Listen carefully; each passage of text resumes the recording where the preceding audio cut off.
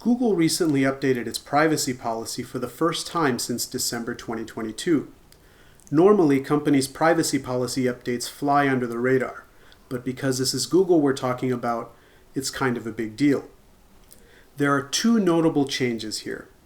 The first is that Google has made significant revisions to the sections on state data privacy laws. That's because many new state data privacy laws have been enacted or gone into effect over the past 6 months. The second, and perhaps more eyebrow-raising change, is to the section on research and development.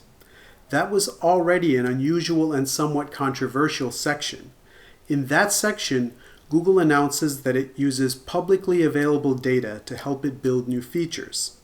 In other words, they're saying that they can use all publicly accessible data from anywhere on the internet to build new features, not just data that users of Google services provide to Google. In the recent changes, Google makes that provision even broader by changing features to products and features. They also add AI models, Google Bard, and Cloud AI to the list of services mentioned specifically by name as examples of products that they use publicly available data to train and build. Previously, that list only included Google Translate.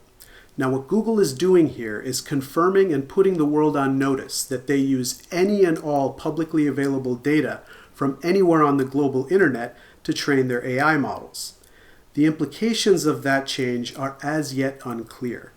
But one issue to keep an eye on is how Google might interpret the vague term publicly available. Google is one of the most powerful tech companies in the world, if not the most powerful. Data that Google might consider publicly available may not be publicly available to the average internet user.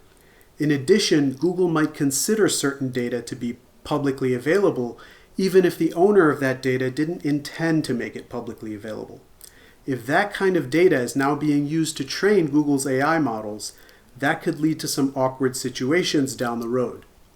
Thanks for watching Kilobytes. Be sure to check out the companion article to this video for a deeper dive. For more, follow us on LinkedIn, Medium, and YouTube. I'm Sabri Ibrahim of OptimEdge Legal.